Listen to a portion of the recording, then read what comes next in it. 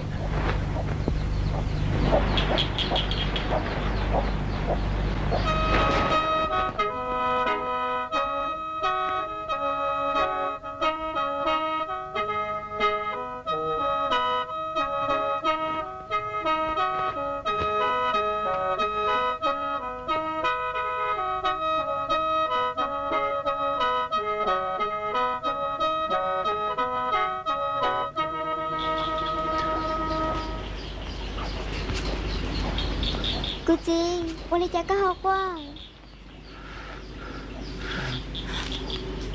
Nên sai, cái này drop bên trên là tiếp theo.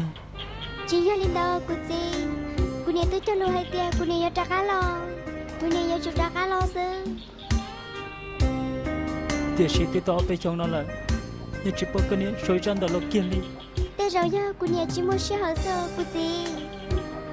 Giờ thì chỉ một chiếc kia lo, nhưng giờ chủ sông đó là sai cái chặt gì tu thiệt. Thế rồi cô này muốn hở lần đâu hẳn, chỉ muốn xe hở sông đó lo sư. Gì sao thiệt? Cái này nhưng giờ chỉ cho cho bé đi rồi. Giờ chỉ linh đó, nhưng sông đó là sai bé. Cô chị, cô chỉ cho thằng non đâu. Giờ hai tia cô này chỉ trả cá lo. Cô nhân sẽ cho tao nè, chỉ cho nè chi nè.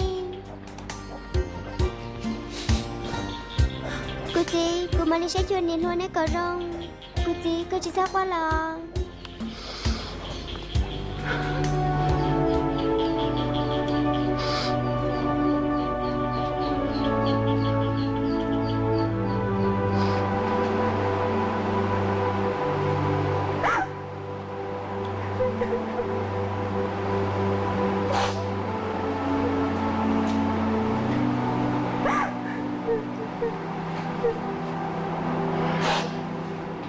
thua cái chuyện sao tôi xem mà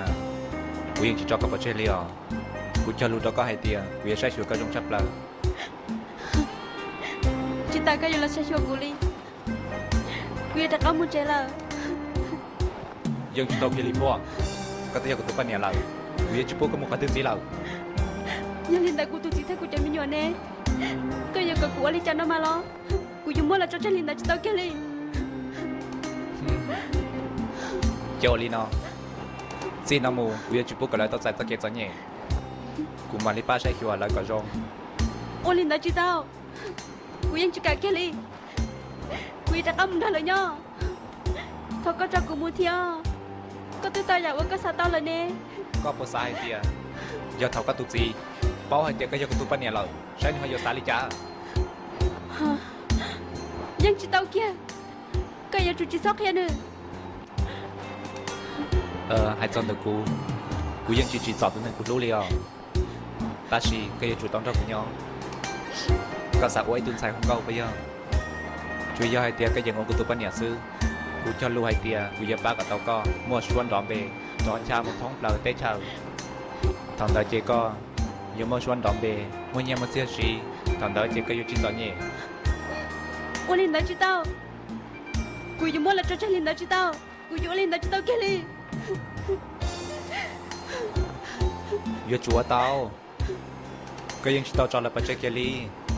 กูมาเล่นก่อนมันเสียว่าตัวซัดเนี่ยมันโดนแล้วสีสุดทั่วลุลีเชื่อแล้วจะจิตตุ้นเตออยู่เมื่อกี้ตรงเชียร์หังลีว่ามั่วเนี่ยสี điều gì của tôi khai yên chỉ tao lúc cơ ชิลูละเจ้าลิกาเนี่ยโอเคในหมดเจยิ่งยังจุดชิลูเสื้อ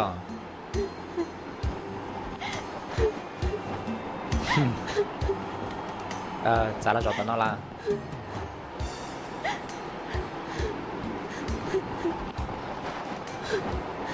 ชิดซาตะการมุตะกูรอแล้วรอกูยังเดินนอนมูนะกูจะรู้ไอเดียกูอยากรู้ก็เที่ยวอยู่ตรงเราก็ช่วยอย่างหายจอนเดกูยังรู้ก็อีอย่างก็เลยก็ตุสีเนี่ยไปตาเชียอ้วนรู้ก็ชิดซอนจอดซอนนั่นแหละเรามาเลปีรู้นังเชียระยะตอนเต้กูมาเลตีลุ่มเบเชียตัวก็จีนุ่งนอมูเรื่องตื่นเราอยู่จุดต่อเป้าก็ยอดตัวรถมึงหมอดาวใส่หูก็ยอดตัวรถตรวจซาชัวกาจีดาวดารา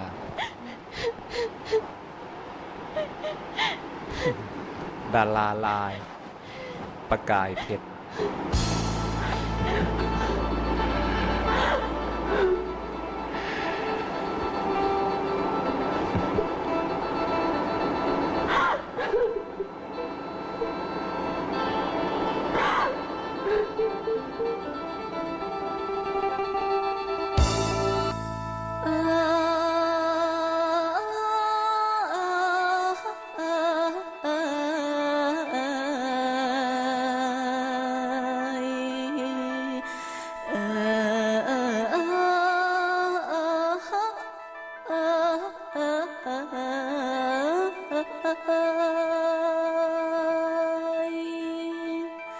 Thầy huống cao trao thong có quả hoa vì Lucia thao phải ua lu tu năng y tự lu lo thao ta chỉ chia dài ơi